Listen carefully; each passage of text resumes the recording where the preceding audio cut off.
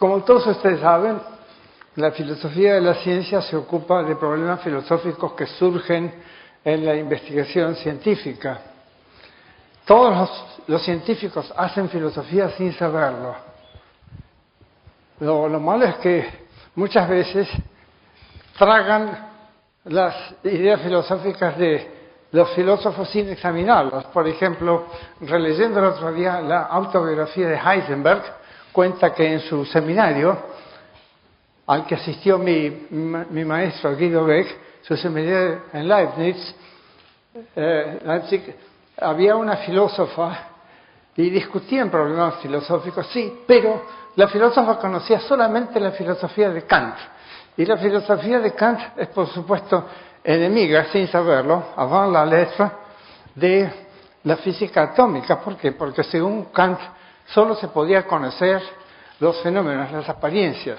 Sin gente o sin seres sensibles no hay apariencias y por lo tanto no se conoce nada. Más aún, puede ser que nada exista fuera de la percepción.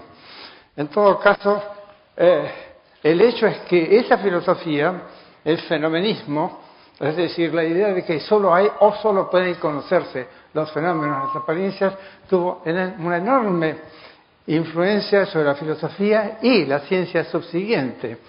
Es decir, fue adoptada por los positivistas clásicos como Comte y por los neopositivistas tales como Carnap y Reichenbach, quienes a su vez influyeron sobre los creadores de la mecánica cuántica, en particular Niels Bohr y Werner Heisenberg, que decían que no hay, por ejemplo, Heisenberg en esa misma autobiografía que mencioné, dice que los átomos pertenecen a situaciones experimentales.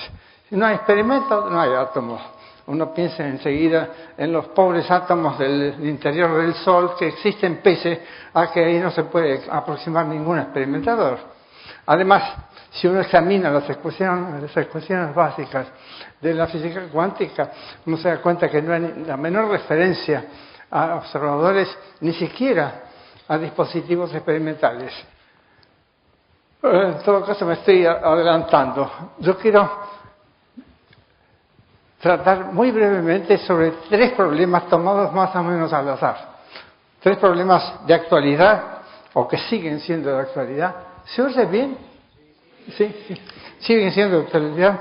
Uno es el problema de los problemas inversos. El otro es el problema de la inducción.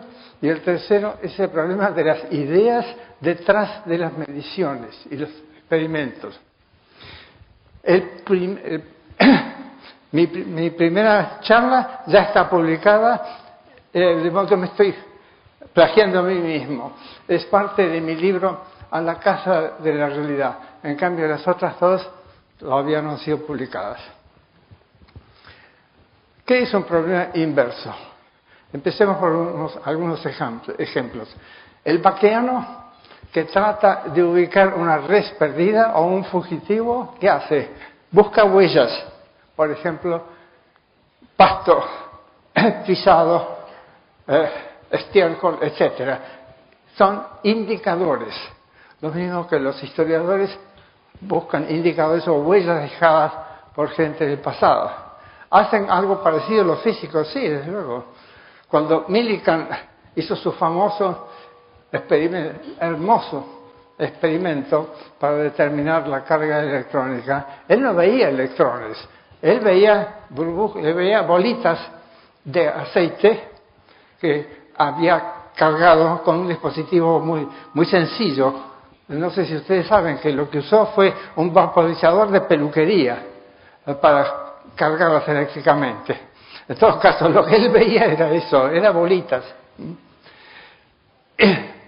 Y el indicador era en realidad la fuerza de gravedad se compensaba, se equilibraba con la fuerza eléctrica, porque metía esas bolitas en un campo eléctrico.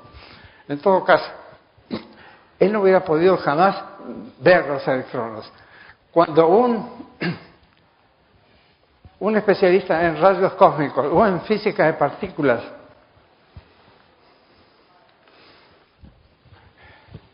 ve una trayectoria en una placa y reconoce que son un protón y un electrón, porque los hace pasar por un campo magnético, y no ve nada acá. Si no ve nada acá, él hace la hipótesis de que hay un neutrón. Bueno, aquí hay que agregar un neutrino. Hace la hipótesis de que se trata de productos de desintegración de un neutrón. ¿Y por qué? Bueno, por la conservación del impulso. Entonces, estas son las trazas, sea en la placa o en una cámara de niebla, las trazas son indicadores. Son indicadores de algo que está ocurriendo ahí. Y cuando...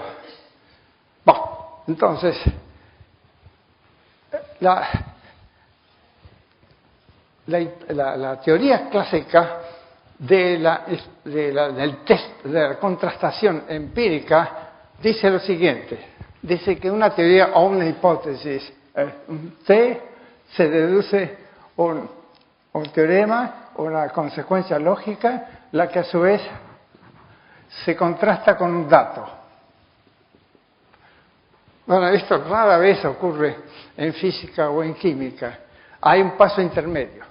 Necesitamos algún indicador que relacione propiedades inobservables con propiedades observables. Entonces, lo que ocurre en realidad es algo diferente. Ocurre que se construye un árbol deductivo en que intervienen, ante todo, hipótesis subsidiarias referentes a o que describen el sistema particular. Por ejemplo, que se trata de un sistema planetario o de una molécula de tantos electrones, etc. Entonces, se construye un modelo en el sentido no matemático, sino en el sentido de la epistemología de las ciencias naturales. Pero ese modelo no se puede poner a la prueba directamente, porque contiene variables que no son observables. Por ejemplo, el hamiltoniano o el de la molécula o lo que fuere, o la función de onda. Entonces, hay que juntar esto con un conjunto de indicadores y de aquí se deduce una proposición que es observable, digamos. Bueno, la proposición no es observable, sino que está sujeta, es posible ponerla a prueba experimental.